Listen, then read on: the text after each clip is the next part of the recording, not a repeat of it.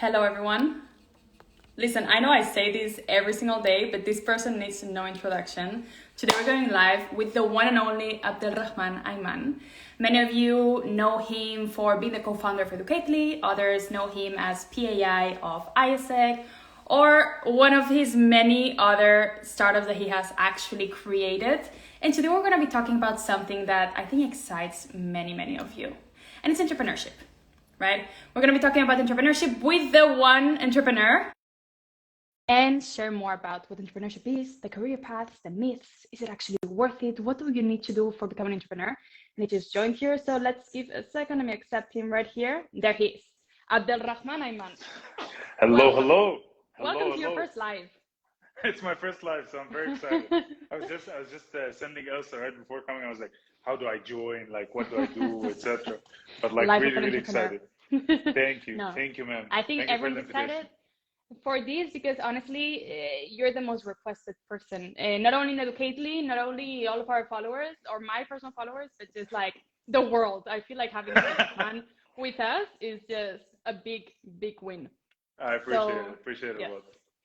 Yes. Anyways, guys, just so you know, if you have any questions at all, just put it in the chat or in the little question mark, and after we'll just answer them. But we're going to be discussing today everything about entrepreneurship, right? Like, as I said, like, what is it? How can you get in on it? Is it even worth it? Like, what are the myths around it? How do we bust these myths, right? So A lot of myths, the floor is yours. for sure. So much, right? No, and Everyone wants to be an entrepreneur. 100%. And this is backed by data, right? At Educately, of course, like we help students study abroad.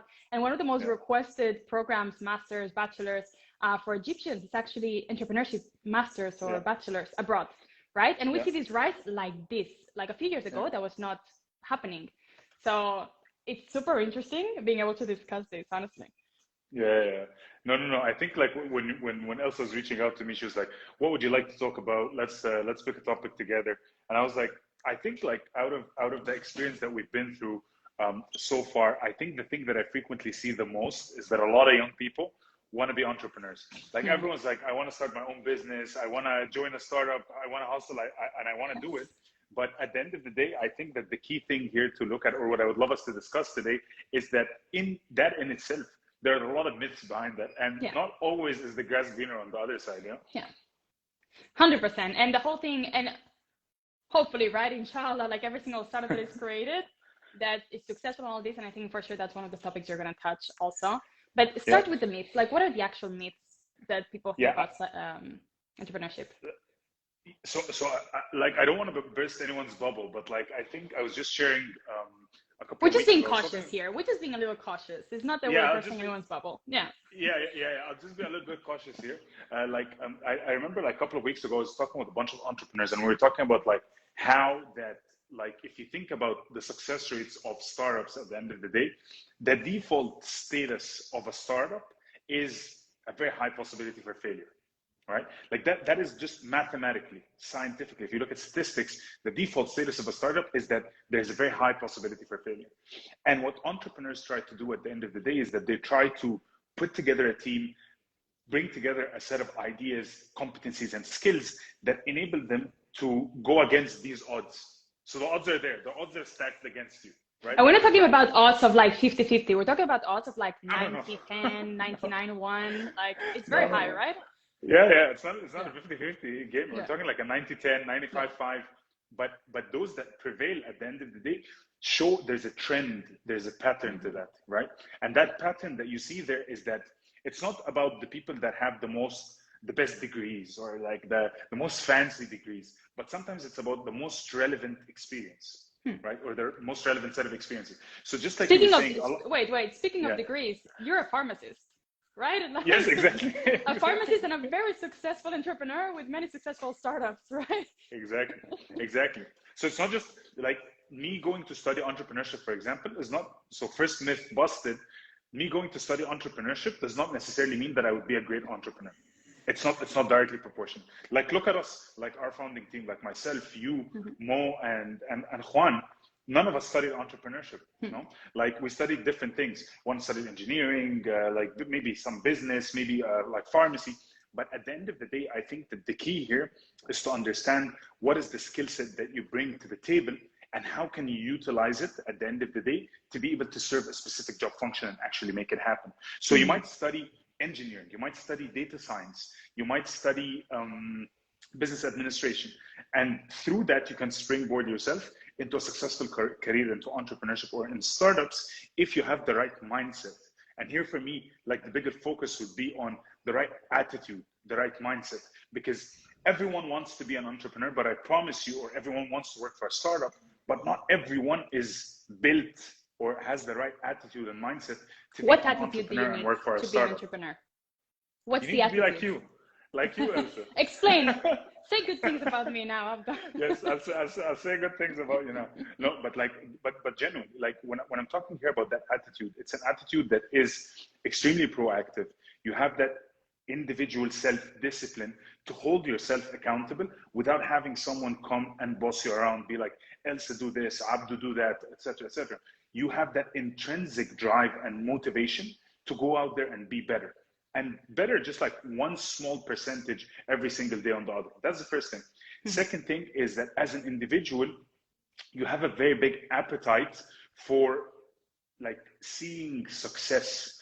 You are ambitious. You want to drive. Success for you is something that is fundamental, is foundational. It's not just, you don't settle. It's like if you hit today's targets, you go to tomorrow's targets and you make them bigger without no one. And also success is not that the journey is going to be like this. Success is like this, but the trend will be upwards, right? No, that's one and sometimes biggest misconceptions also. Yeah, 100%. Myth two bust is that you're gonna fail a lot more than you're gonna succeed most of the time. And sometimes, like going back to that entrepreneurial attitude, an entrepreneur sees solutions and problems, right? Like, or a person that has that entrepreneurial thinking sees solution and problems. So when you're faced with a challenge or with a stumbling stone, you stop at it to reflect and learn and make tomorrow better, rather than just be defeated and keep doing a retrospective or a reflection for like 2-3 weeks and just keep thinking like, you know what, it's the end of the world. It's never the end of the world, because probably day on day, you're going to fail a lot in an entrepreneurial journey, you know? Yeah. And I think something that I realized on that journey also is that having a mission or a big reason behind it, not just like, I want to be a millionaire, I want to be famous, I want to be successful, is the most important drive. That's not it's bad. Not bad. No, it's one of the side effects. It's one of the side effects. Yes. But it cannot be your one and only drive. No way. No, because like if your one and only drive is material, you will be swayed very easily. If you're an entrepreneur, if you're a founder, you will be swayed to sell your startup out at the first stop, right? Like, so Abdu comes to Elsa has a startup, and I'm like, Elsa, how about I give you $100,000 and just like, I'll be happy. Let it go. You'll be happy. You just like, and move on to the next thing. Or at the same time, the mission continues. Or the next check, like the first person that comes and offer you a higher check by like a couple of $100, you're just gonna go, yeah. So I think that it's extremely important for you to really be that mission-driven individual. Although I know that sometimes it feels like a fluffy concept, right? Like, and I know, like, it's not easy for us as people to continuously day on day relate to a mission, a higher purpose, or something that is bigger than ourselves. Sometimes you can try to make your mission something that is as simple as, you know what, I want to work for a place, or I want to build something that makes the lives of just the next person that we touch or the next customer that we reach out to a little bit better. And you treat them with that degree of customer or people centricity. That in itself could be a mission that's worth pursuing, right? You know what I mean? And then with time, with your growth, with your increased maturity, you could evolve into something that is necessarily bigger, because that's not something that's simple. Yeah, we're not 100%. Built like that. Yeah, and bringing back to the topic of like that you just mentioned of, it's just maybe the mission can be just helping one person. And I remember, like, we've been building Educately for a long time, and I remember the first person we sent abroad after, I don't know, 1 year working on this project. Yeah, that's it. The mission was there, we're like, we made it. One person. We didn't want 1,000, 1 million, whatever, which right now we're doing, right? But like that first person, we realized like this is the reason we're doing this for, right? Yeah, it is different, right? And I even remember you, like, whenever we have like a young person or one of those students that we help go to study, or we help them one way or another, and you take their stories, and you put them on the team channel, and then everyone starts reading them. It really warms up your heart, right? Like you feel like you're really doing something that is of added value. I'm not necessarily talking here about something like that is massive, about changing the world or stuff like that. Just keep it simple, right? Like you just touched a person's life, and that's real, and you can see that you can touch that, and that in itself is a very heartwarming feeling. Yeah. Mm-hmm. Yeah, definitely. We keep saying the word entrepreneur, entrepreneur, entrepreneur. For the people joining here, like, okay, what is an entrepreneur? First of all, do you have to be a successful business person for being an entrepreneur, or is it just someone with the right mindset? Yeah. Let me put a little bit of Mm-hmm. little bit of a caveat there. I think it could be a bit of both, but like most importantly, I think it's a person that's like risk taking to a big extent. And I'm not talking about like people that just leap and then they figure it out on the way down. But like you must have failed, right? Like you must have done things wrong and done things that didn't work out a lot, and then tried to do them differently. So I think a person that is an entrepreneur has a certain degree of a risk appetite. An individual that is an entrepreneur also is very mission driven, just like you said. Mm-hmm.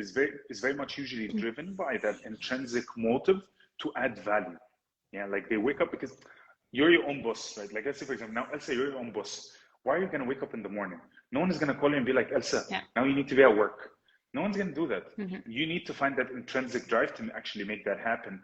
And I think that the last thing, if I would say like in those characteristics of what, in my perspective as an entrepreneur is an individual that cares a lot about what they do when no one is watching. I like that. Building those extra miles when no one is watching. Myth entrepreneur busted.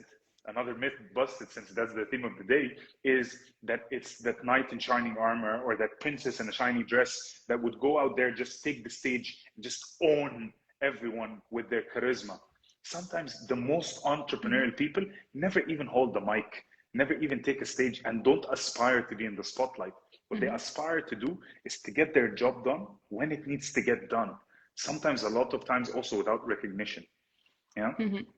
Yeah, the recognition part, I think it's a key one also, because sometimes like It's becoming an rare. entrepreneur, yeah, exactly. Like one thing I remember, like one thing to be a startup, the first thing is like, I'm gonna be successful, I'm gonna be the next Elon Musk, whatever it is, right? And so Not you don't get always. that recognition until much later on, right? Yeah. I see Hadid is joining the call. I mean, the queen of entrepreneurs, right? Big shout out. Yes. A lot of So love. amazing. Like, let's say we convince people entrepreneurship, like there's many struggles, but there's still people watching that they're like, okay, what do we do? Right? Let's say that you're freshly graduated from high school, from your bachelor's, a bachelor's that you don't like, and you're like, I have this dream of solving this problem. What do I do? Right? What is the step that they need to take? What is the it's a hard one, right? Because you just have to do it at the end of the day. Like it's just and also you have to a topic that we discussed in Hadir's life is surrounding yourself with the right people. If I hadn't surrounded myself with the right people, I would not know what to do, how to do it. And I think that's studying abroad like really comes here very good, because you're surrounded with these people that have the same mindset as you have, right? You're surrounded with different cultural mentalities, with different everything, and like that mix always sparks something. And I know that your journey as an entrepreneur started when you lived abroad, studied abroad. So right, that could be one step also. Yes. So also big shout out to, since Hadir is here, big shout out. It's our anniversary in 2 days, so a big shout out to my beloved entrepreneur wife. couple. I have to say that. So one thing that you definitely need is an individual that pushes you forward like that, right? Like partners of the journey, just like you said. And for me, like for example, that person is Hadir. Also, big shout out to Amira, like my partner in my first startup. Also here on the live, same thing. So like these type of individuals like drive. Like I've never been a solo founder in my life, right? But I can imagine even for solo founders, you need that type of partnership that would push you forward. You mentioned something that's really cool. Where do you start from? In my very humble perspective, whenever I founded a company, I've always started from the exact same place, which was seeing a problem that I really hate. Like, I hate this. Like, why does this not exist? And then I ask myself, and I reflect, I'm like, why does this not exist? How come until today this does not exist? And then there are two types of people, right? There are people that see problems and they're just like, why does this not exist? And it just stops there.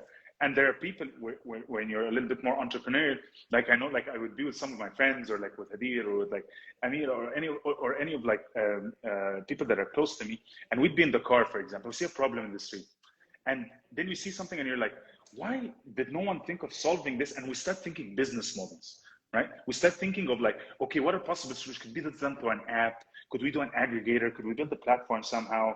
Could we digitally integrate this in a way or another? And that in itself is entrepreneurship. You see stuff that you don't like and you want to do something about it. And then here comes two types of people. There are people that want to do something about it, but they only just keep thinking, right?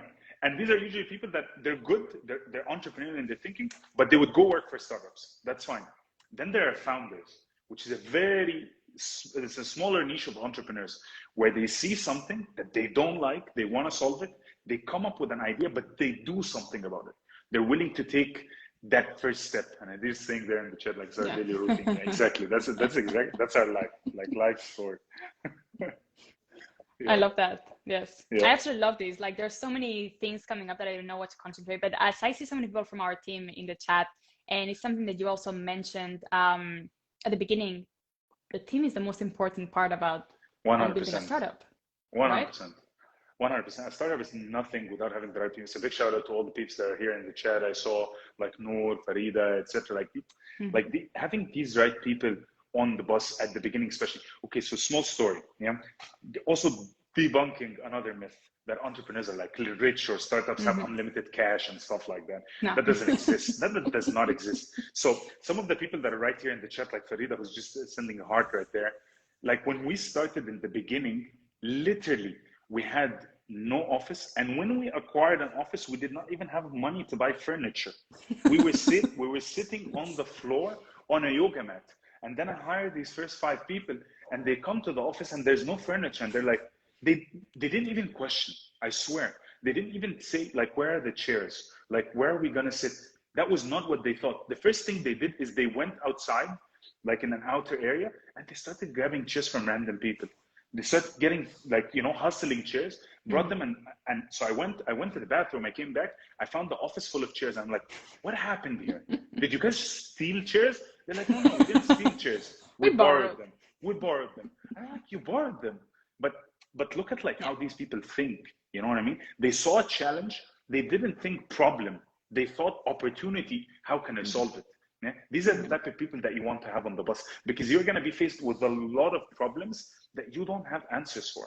Like at that point in time, if they ask me, where can we find chairs? I'll be like, yeah, let's wait maybe till next month when we have some budget. You know what I mean?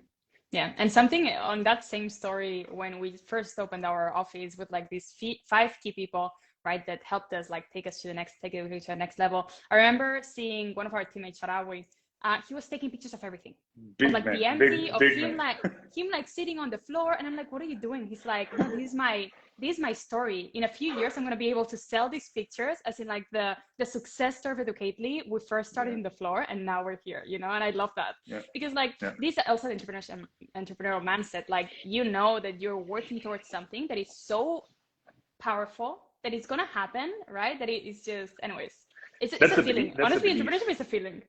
That's the belief side, right? Exactly. That's the belief side. Like, for example, like sometimes we'd go to, like, I remember like it was just like at the point in time, like me, Elsa, Mo, and JM, just like 4 people. And we'd go into like our structured calls. And at that point in time, some of us are like part-time, some of us are full-time. And we'd go into those calls and we would foundationally share things like, we want to be for education what LinkedIn is for jobs. And we fundamentally believe in that. Like it's naive. Don't get me wrong, it's naive. I know, I understand, but I foundationally believe in that. You know what I mean? Like, and I'm so obsessed by that idea to the point that I would fight for that. I would recruit people and I would hire people that believe in that just as much as we believe. And then they come on board and then they believe. And then they bring more people that then they believe. Then you make your customers believe in that until it actually becomes a reality. You know what I mean? But it starts from that core gem of belief, like very strong belief, because you cannot plant that and you cannot fake that. Yeah. No, I absolutely love this. I love this. There's so many questions I want to ask, but okay, let's say, right? You have this mindset. You're an entrepreneur. You have stories. You have everything, but you're still not ready to build a startup. Like, what other career paths like this can an entrepreneur take? Someone that has this mindset. Even if there's someone that has taken a master's in entrepreneurship, also, like, if any of you like one master's in entrepreneurship or bachelor's or whatever it is, I think we have over 1,000 in our platform, and you can search for free.educated.com. So just, anyways, just a little stop there. Small advertorial there. Same. Small advertorial. Small advertorial. Exactly. Click But like, the let's say link. someone has this mindset or has a degree in entrepreneurship. What can they do? In my head is everything, right? Like, how can we phrase this in a better? I think it's about understanding, first of all, like okay, so an intersection between a couple of things. Like whenever I'm going into an opportunity, I ask myself two things. Like, what can I be through this opportunity, and what can this opportunity be through me? And at that intersection is usually a degree of competency, right? Like a bunch of knowledge, skills, and the right attitude. So you need to understand, first of all, what makes you tick. Right? Because if you're going to go on an entrepreneurial journey or into a startup journey, then do something that you're really passionate about, because that's what's going to push you. If you go to work for a startup and you're taking a career path that you do not like, that's not why you're doing it. That's not why you're taking the high risk, high roll type of wave. Yeah. Then just go join any type of other career path that might be more stable. You know what I mean? So, but if you're going to go to a startup, like, try to explore something that you're really passionate about, even if it's a little bit outside of your current domain of study or education or background, yeah, because it's a good opportunity to do that. So that would be my first thought. Find something that really makes you tick. That's the first thing. Second, Shahad is asking me, how did I learn so much about life and business at such a good question. I think it's surrounding yourself in different environments, Abdo. Like, knowing you surround yourself in crazy environments. You were a president of a leadership community in Netherlands. Abroad. Like, yes. You were in China. Can you believe this guy was in China for 1 year studying political science or whatever you're studying? Like, it's just, I think what makes you so successful, Abdo, is also like this exact thing, right? Like, you surrounded yourself, you push yourself you love challenges. You love challenges. But I'm very grateful also for like two things, like that abroad experience, like that living abroad experience, first to work and then also to study. I think for me it was extremely life-changing, right? Like, we are only the sum of the parts of what we've collected throughout our life, right? And I think I consider myself a very lucky man to be, or a very lucky person to have been an individual that was capable of living. Like, I think I've lived 1,000 lives through the eyes of those people. 1,001. People. 1,001. Yeah, exactly. It's just crazy. And it humbles you a lot. It makes you, when we're living inside our bubbles, like, let's say, for example, I was Abdu that was born in Dubai, actually, so in the UAE. If I lived all my life in the UAE, then migrated to Egypt, just lived in Egypt, I would be an individual of a specific scope. Versus being Abdu, that is an individual that got the opportunity to be to more than 73 countries, meet a lot of thousands and thousands of people, that humbled him and made him realize how small of a peck you are in the grander scheme of what the world is, right? That could happen through study abroad experiences. That could happen through like building careers that have that degree of international exposure. It really broadens your mind and it makes you think of things in a very, very different way at such a young age, given the question that you're asking. It doesn't matter your degree of age or experience or how many years, because those years are all multiplied by the years of all those people that you're meeting. Yeah, that's something also, like, I love what you said, and I'm also super, like, I would definitely not be who I am or where I am if I hadn't. You've been to like so early. 100 countries. Yeah, you also. But since very young, I was like, I want to leave, because and for sure many people can relate. Like, you're in your circle, and there's one point that you're like, this is not enough, right? This is not enough. And once I left that circle, like, I started feeling like, oh my god, it's addictive. It's addictive. What I was gonna say? I was gonna say something and I completely forgot. But anyways. Like, it's just like taking yourself out of this comfort. Sorry. And whenever I share my story in that aspect, everyone asks like, oh yeah, but you're privileged because you were able to do that. And I completely agree. I was so privileged, right? Like, I had enough budget to like study abroad, right? But it's also like, for example, in your situation, you were working abroad, right? Yeah. It's not that you are paying like, no, you are earning money abroad. Right? So it's not only like the top rich people can do this, can live this lifestyle. No. There's many opportunities. I understand that it's hard for someone that doesn't know where to start, right? Yeah.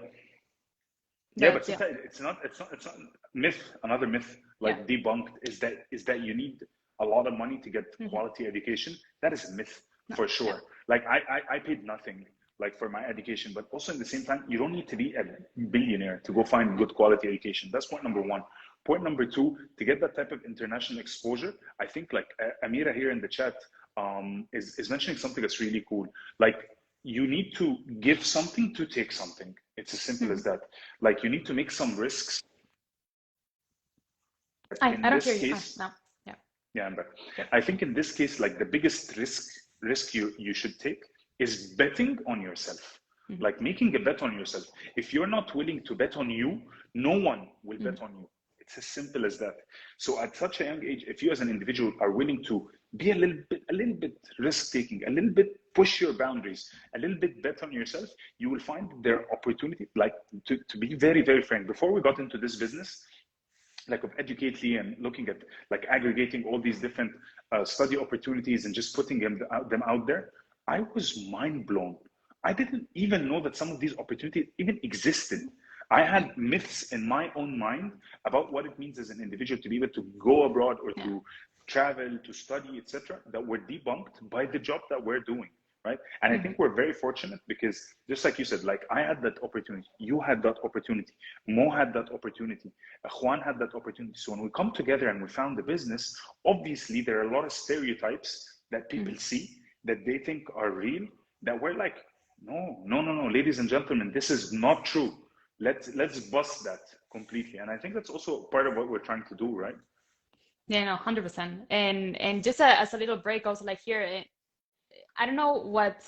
Also, before studying abroad, I also thought that you had to be very, very rich, right? Exactly the same thing as you, and exactly like every single one of our followers, every single person that dreams of studying abroad, it's that certificate. It can be very expensive, right? It can be super expensive. Like True. go to Duke University and it's 100K a year. Like no, right? But I'm just browsing on our website right now. There's a program in Germany for Masters in Entrepreneurship for 3,000 USD a semester. Just go for it. Go for it. Right? Like I know, of course, like this is already money. It's not free, but it's the risk that you're saying, right? Again, this push and pull, and if you invest this, then you're gonna get back, right? There's no way education you're not gonna get. Right? I'll just give you a very small perspective. Yeah.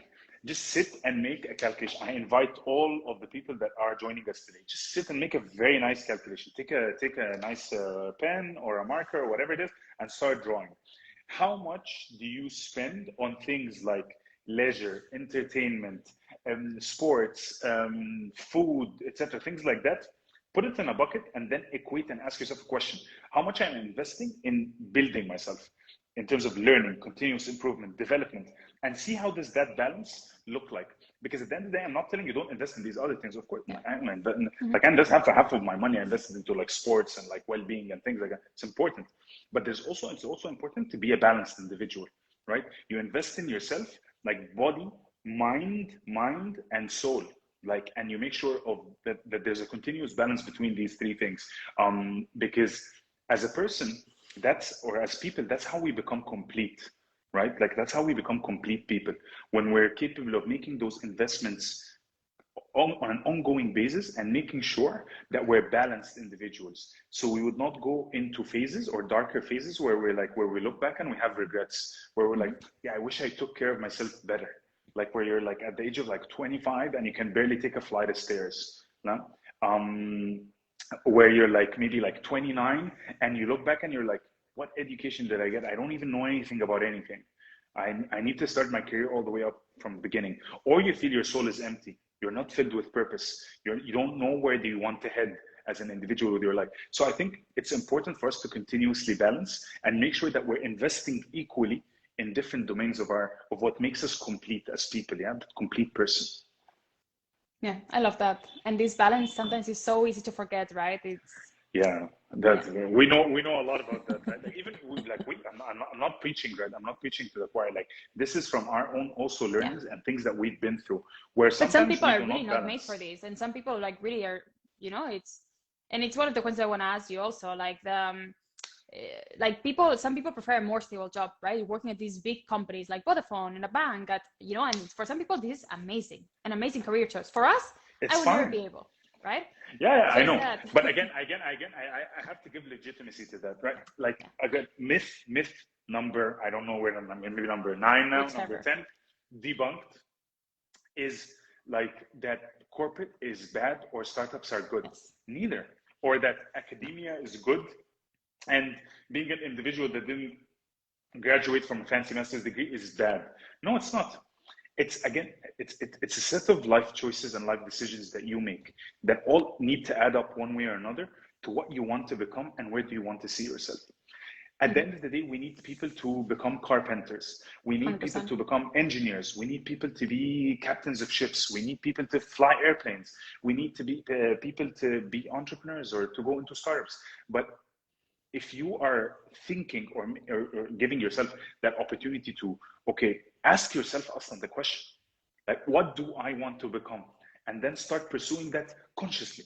Don't just let life drag you into becoming something. That's the first tip there.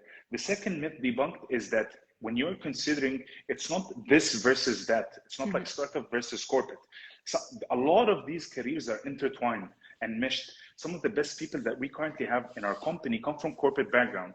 Some of the best people that I had in my startup or previous startups went into corporations at much higher levels.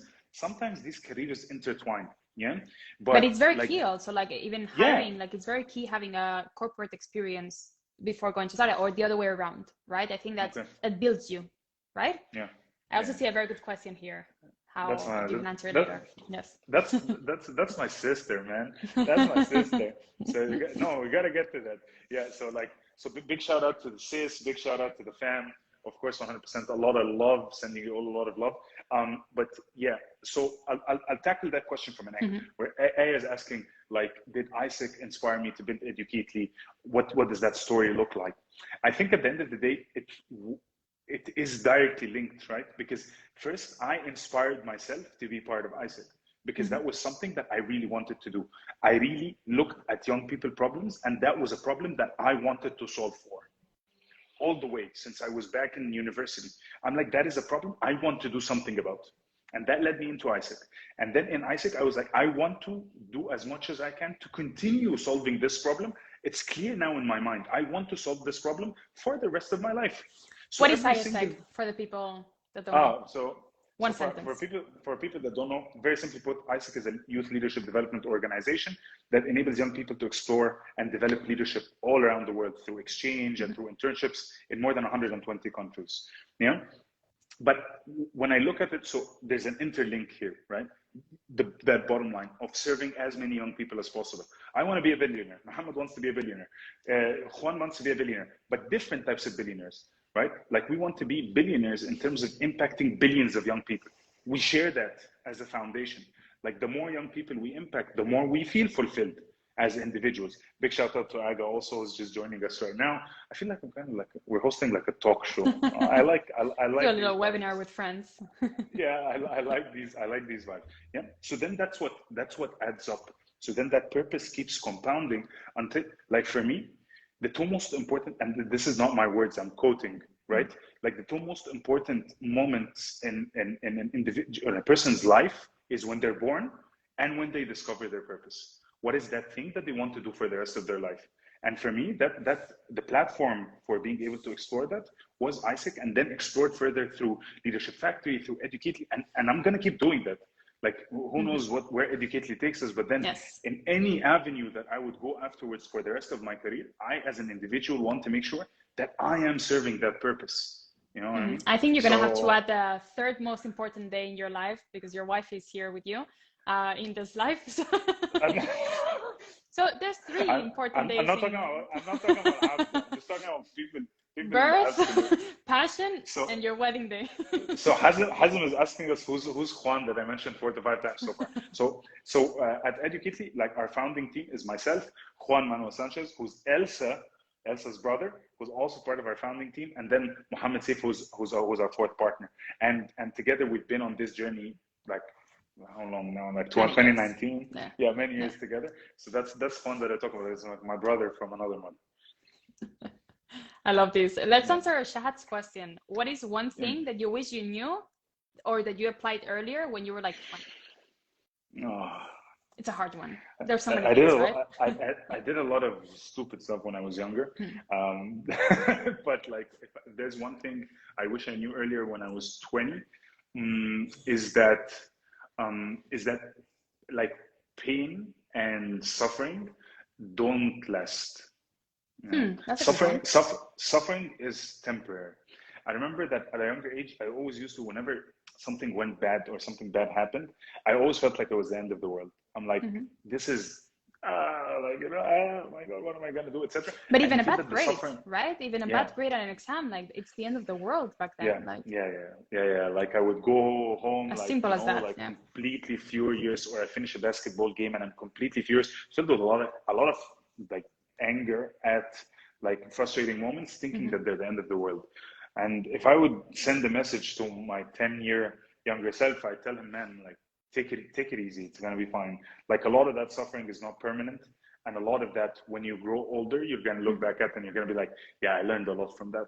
And because I did that at that point in time, today I would never do that again, or Hmm. today I would do that differently. So that would be an advice I would give myself earlier, like That's an take it easy. amazing tip. I love this one. And I'm Take it sure like easy. everyone listening to this loves it because everything, the moment that you're living seems so permanent, right? Like that Always, moment seems very permanent, always. seems, and it is the most important thing going on in your life Yeah, in that moment, yeah, that's right? true. That's When true. I was growing up, a tip that my mom gave me, and I was like 12 years old, something had happened. I don't know if it was an exam, something had happened also like a situation like that. And she didn't like, instead of calming me down, she was like, Elsa, write a letter to yourself of how you're feeling right now, Mm, right? And then I wrote it, I gave it to her, and 6 months later, she gave it back to me mm, and said, read this. Is this how you feel right now? And I was like, I have no idea what I was talking about, mm. right? That's That very good lesson, upbringing. That's very good upbringing. that lesson really changed me because I realized Very, that something that is like the end of the world in that moment, in 6 months, is not that you will be over it. You will not remember it, 100%. right? So I think 100%. that that lesson is super key for like everyone, maybe entrepreneurship, whatever, but like this is a life key, like these talks are inspiring, like Shahat is saying. Yeah, yeah, yeah, 100%. 100%. Anyways, I think we can cut it off. We went 40 minutes up though. We could go like 6 more hours, because I know you. You know Um, me. You know me. I'm never gonna stop. yes. So let's cut it here, but we'll gladly have you back very soon. I hope so. Guys, DM us for if whatever other topic you want to discuss with Abdo. Like he's the king of kings, like of any topic. He can I discuss appreciate it. anything at all times. And also just as a reminder, before closing, at Educately, we have over 30,000 bachelors, masters, PhDs, diplomas, literally everything you need in over 20 countries. So whatever you want to study abroad at whatever budget, we have it. Just DM us with your needs, or just go to educately.com and sign up for free, and everything is for free there. Okay, Yeah, well, thank you so much, Abdul. let us help you. Let us help you explore Yes, your yes, dreams. yes. That It's would make literally us our also, dream. It's it would actually make our us very mission. happy. So, It would make us yes, very, very happy. exactly. Okay. Thank you so much, Abdul. Everyone, Thank have a you, very good Elsa. evening and have a good day. Bye bye. Bye bye. Have a jam. Bye.